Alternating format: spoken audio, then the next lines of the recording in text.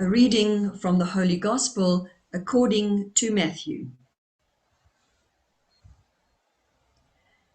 Jesus spoke this parable to his disciples.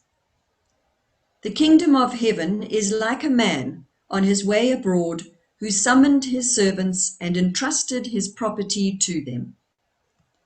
To one he gave 5 talents, to another 2, to a third one, each in proportion to his ability. Then he set out. The man who had received the 5 talents promptly went and traded with them and made 5 more. The man who received 2 made 2 more in the same way.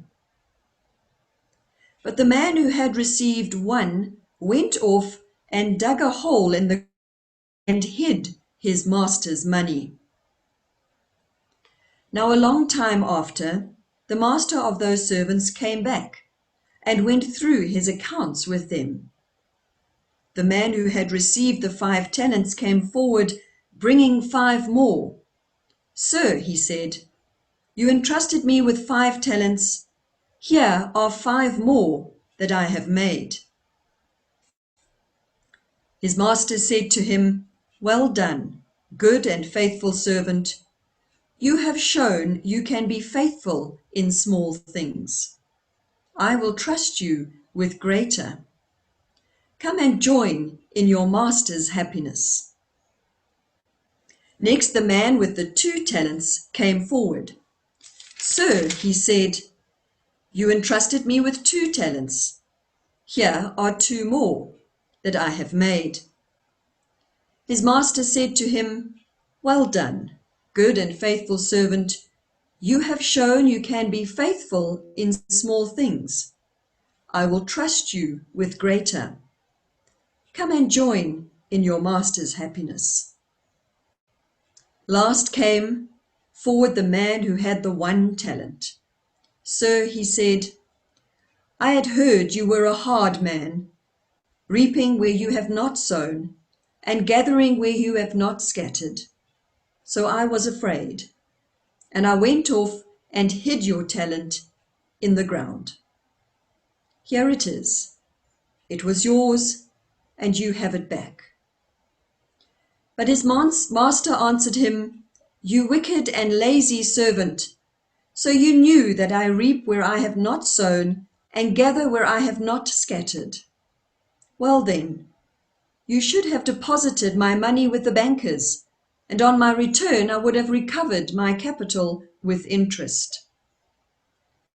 So now, take the talent from him and give it to the man who has the 5 talents. For to everyone who has will be given more, and he will have more than enough.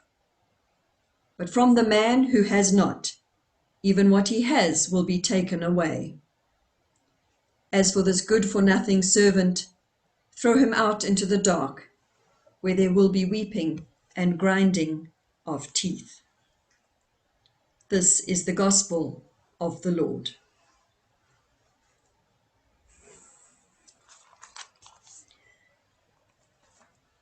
Every time we read the gospel, one of the things that we should be asking ourselves is, what is the good news in it today?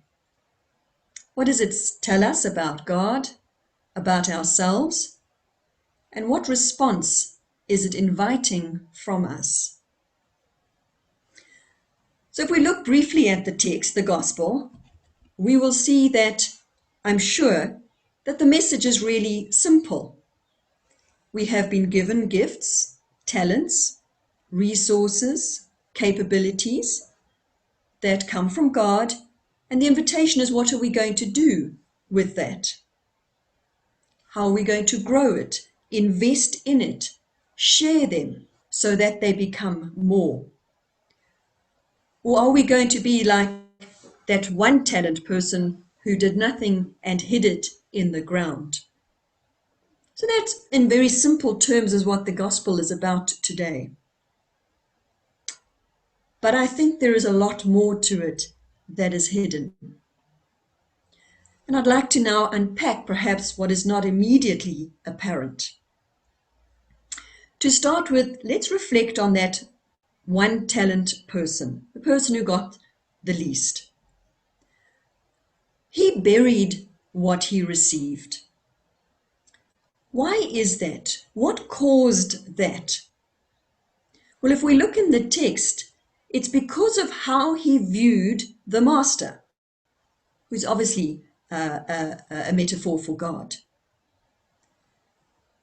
His understanding of God as a hard, as one who reaps where he or she has not sown, who benefits from others, because of that understanding and image, this person was fearful and hid and did not cooperate, did not make more and share, did not flourish like the other two. So here is the crisp issue here, and I'm sure those steeped in Ignatian spirituality are hopefully going to recognize it. But our image, our understanding of God affects how we are. This creates our behavior in a sense. How we view God, how we understand God impacts us deeply. If we have an image of God, of a judge of some kind, critical, keeping a list of rights and wrongs, our behavior might also reflect that.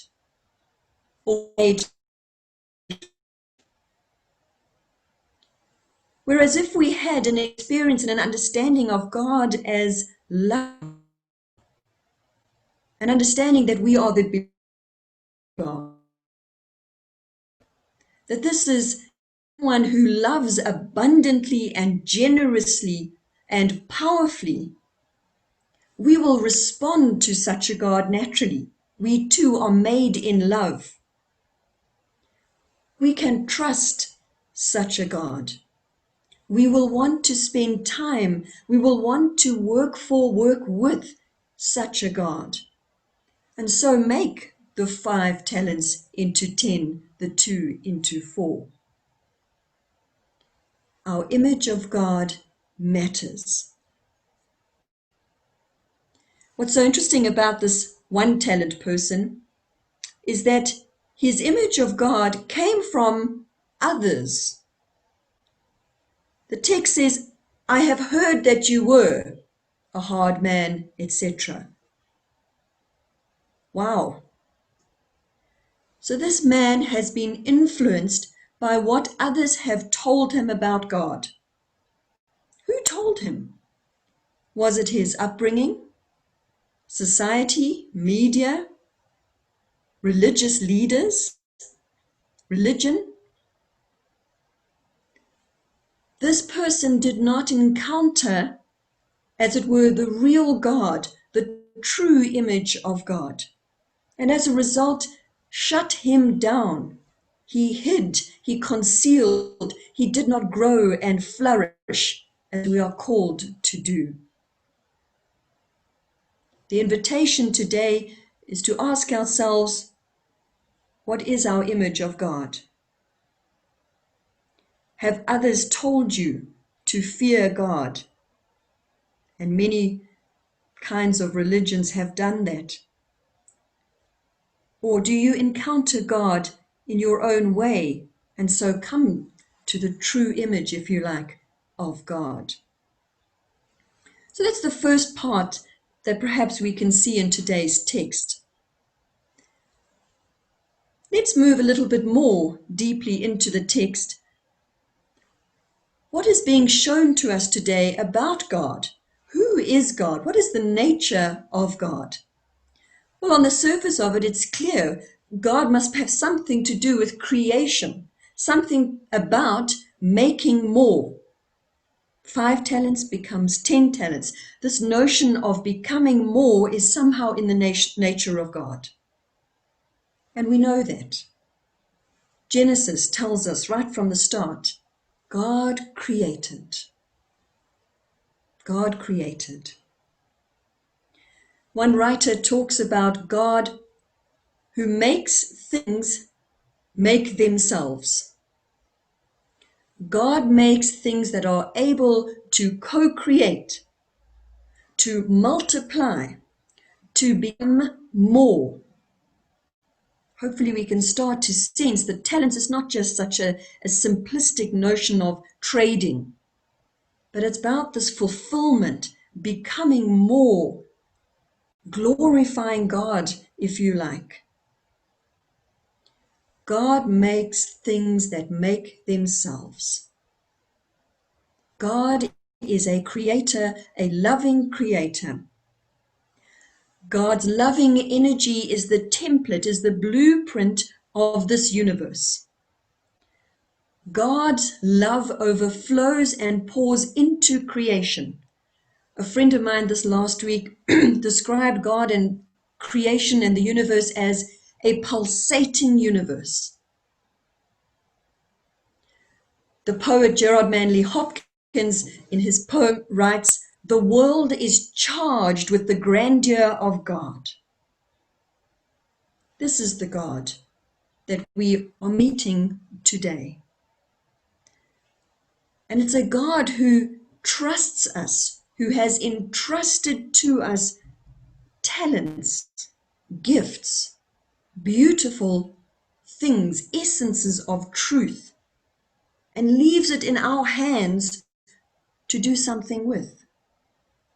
This God trusts us. And if we go to the first reading today, where we hear about the perfect wife, I had to try not to get too triggered by that, but if we work with the perfect wife as a metaphor of God, well, God, we can have confidence. God is this perfect, beautiful spouse. And this God is weaving. If we read that first reading, this perfect wife is weaving what they did at that time. God is weaving in between us, making things happen, constantly creating. So where does that leave us? What is our response when we come to this true image of God, this deeper understanding of what's undergirding the text today? Well, firstly, we're invited into a creating relationship with God. We're in this together. We're invited to reflect on what image of God we have. And sometimes we are in this journey from a false or a negative image of God to a more positive one. It's a journey. We fluctuate. When we're in the midst of pain and suffering, perhaps we have a sense perhaps that God is cruel or not. And so this is a lifelong journey of moving into a deeper understanding of this love of God. What we're being invited into today is a living relationship, an adventure in faith, as opposed to one who just buries treasure, buries the talent. There is no loss, but there's no gain. There is just this keeping the status quo, keeping things as they are. The invitation is not to stay the same or keep things as they are. It's to step out into life. That poem that I mentioned goes on to say that nature is never spent. There is always the freshness of deep down things. No matter how difficult or bad our circumstances and how we may be wrestling perhaps with an unlife-giving image of God, there is always, always the freshness of deep down things, seeds that lie in the bed of our lives. And what we're called to do today, it's almost a mission that we're given. And the mission is to advocate, to support, to promote, to choose which image of God we're going to hold on to in the circumstances of our lives and in the circumstances of the world. There is so much that can damage that image of God. We're not alone in this journey. We belong to the light, as the second reading tells us. The Spirit is with us. God is weaving, as we hear in the first reading. And Gerard Manley Hopkins puts it beautifully at the end of his poem. The Spirit broods over creation with a warm breast.